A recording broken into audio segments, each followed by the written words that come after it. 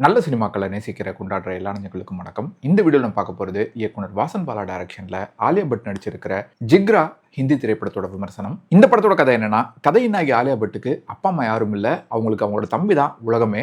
சின்ன வயசுலேருந்து அவங்க தான் தன்னோட தம்பியை கஷ்டப்பட்டு வளர்க்குறாங்க.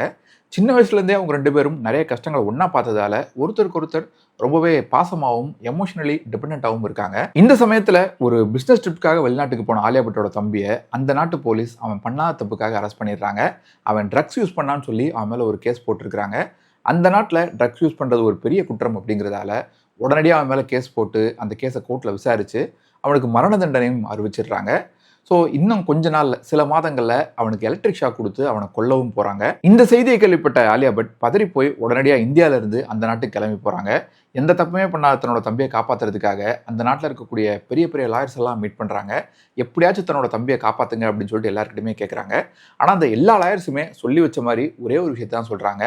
இந்த நாட்டில் ட்ரக் கேஸில் உள்ளே போனால் வெளியே வரவே முடியாது, இந்த மரண தண்டனையை மாற்றவே முடியாது, வேணும்னா ட்ரை பண்ணி இந்த மரண தண்டனையை இன்னும் சில மாதங்கள் வேணால் தள்ளி வைக்கலாம் அப்படின்னு சொல்கிறாங்க. ஸோ அதுக்கப்புறம் என்னாச்சு, ஆலியா பட்டால் தன்னோட தம்பியை காப்பாற்ற முடிஞ்சதா இல்லையாங்கிறது தான் இந்த ஜிக்ரா படத்தோட கதை. இந்த படத்தோட ப்ளஸ் பாயிண்ட்ஸ் என்னன்னா, முதல் பாசிட்டிவ் பெர்ஃபார்மன்ஸஸ். ஆலியா பட் மிகச்சிறப்பான ஒரு பெர்ஃபார்மன்ஸை கொடுத்துருக்காங்க. படம் முழுக்க பெரும்பாலும் ரொம்ப சப்டிலாகவும் அதே சமயம் தன்னோட தம்பியை எப்படியாச்சும் காப்பாற்றணும் அப்படிங்கிற அந்த டிட்டர்மினேஷனையும் அவங்களோட பெர்ஃபார்மன்ஸில் ரொம்பவே சூப்பராக கொண்டு வந்திருக்காங்க. என்னை பார்த்தா சோகமாக இருக்கா அப்படின்னு கேட்குற scene, it's time to be Bachchan அப்படின்னு சொல்கிற சீன், சம்ஒன் டைட் ஹியர் அப்படின்னு சொல்லும்போது I am use to live in such houses அப்படின்னு சொல்கிறது, அதே போல் தன்னோட தம்பியை காப்பாற்றுறதுக்காக பல நாட்களாக தன் கூடவே இருக்கிற தனக்கு ஹெல்ப் பண்ண ஒரு ஆளையே என்ன வேணால் பண்ண தயாராக இருக்கிறது அப்படின்னு எடுத்துக்கிட்ட கேரக்டரை ஜஸ்டிஃபைங்காக பண்ணியிருக்காங்க. அவங்களுக்கு அடுத்தபடியாக ஒரு முக்கியமான ரோல் நடிச்சிருக்கிற மனோஜ் பஃபாவும் அந்த ஜெயில் இன்சார்ஜ் ஆஃபீஸராக வரக்கூடிய விவேக் கோம்பரும் பிரமாதமாக நடிச்சிருக்கிறாங்க. பல சாதாரண காட்சிகள் கூட இந்த படத்தில் சுவாரஸ்யப்படுத்துறது மனோஜ் பஃபாவோட கேரக்டர் தான். ஆலியா பட்டோட தம்பியாக நடிச்சிருக்கிற வேதாங் ரெய்னாவும் முத்து அப்படிங்கிற ஒரு கேரக்டரில் வரக்கூடிய ராகுல் ரவீந்திரனும் கன்வின்சிங்கான ஒரு பெர்ஃபார்மன்ஸை கொடுத்துருக்காங்க. அடுத்த பாசிட்டிவ், இந்த படத்தோட ஃபர்ஸ்ட் ஹாஃப் இன்டர்வல் வரைக்கும் இந்த கதை நல்லா எங்கேஜிங்காகவே போகுது. நடுநடுவில் வரக்கூடிய அக்கா தம்பி எமோஷன், அந்த சின்ன வயசு காட்சிகள்லாம் ஓரளவுக்கு நல்லா இருந்தது. அதே போல் அந்த தம்பி கேரக்டர் ஜெயிலில் ரயனை மீட் பண்ணக்கூடிய அந்த முதல் சீன் உட்பட வேறு சில காட்சிகளும் இன்ட்ரெஸ்டிங்காக இருந்தது.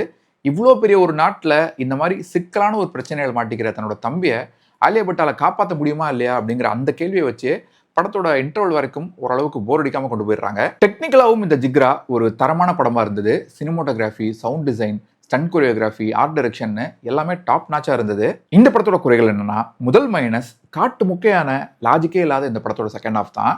இந்த படத்தோட முதல் பாதி முழுக்க எதை வச்சு நம்மளை ஹூக் பண்ணுறாங்க அப்படின்னா, அவ்வளோ செக்யூரிட்டி இருக்கக்கூடிய அந்த ஜெயிலேருந்து ஆலியா பட் தன்னோட தம்பியை எப்படி காப்பாற்ற போகிறாங்க, அப்படியே ஒரு வேளை காப்பாற்றிட்டாலும் கூட அவ்வளோ ஸ்ட்ரிக்டான ரூல்ஸ் இருக்கக்கூடிய அந்த நாட்டிலேருந்து அவங்களும் அவங்களோட தம்பியும் எப்படி தப்பிக்க போகிறாங்க அப்படிங்கிற இந்த கேள்வியை வச்சு தான் முதல் பாதி முழுக்க நம்மக்கிட்ட ஒரு ஆர்வத்தை தூண்டுறாங்க, க்யூரியஸாக வச்சுருக்காங்க.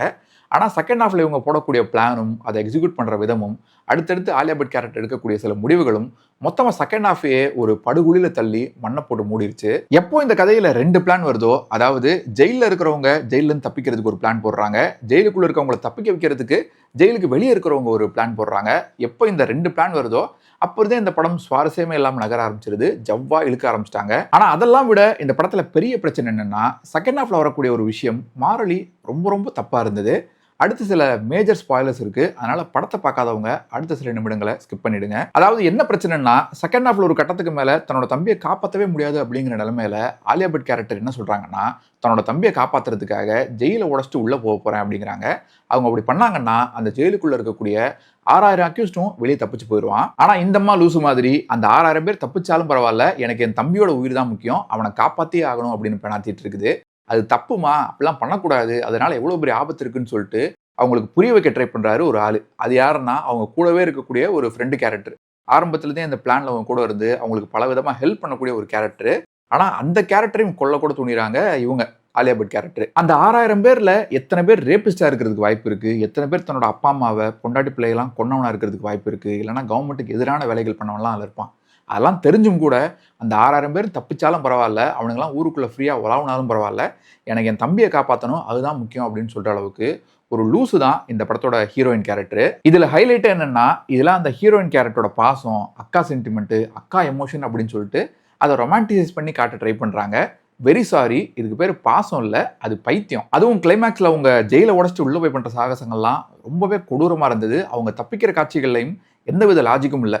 கடைசியில் அந்த ஜெயில் வார்டன் கேரக்டரையும் பலி கொடுத்துட்றாங்க. இவ்வளோ க்ரைமையும் பண்ணிட்டு, இவ்வளோ கூத்தையும் பண்ணிட்டு, இதெல்லாம் ரொமான்டிசைஸ் பண்ணி அதுக்கு நம்ம ஃபீல் பண்ணணும், ஆடியன்ஸ் அதுக்கு ரூட் பண்ணணும்னு வேற எதிர்பார்க்குறாங்க.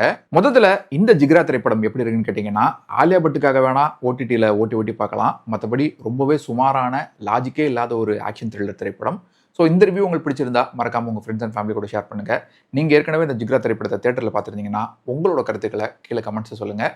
மீண்டும் வேற ஒரு வீடியோவில் சந்திப்போம். இன்னும் நிறைய சினிமாக்கள் பார்ப்போம், நிறைய சினிமாக்கள் பற்றி பேசுவோம். நன்றி.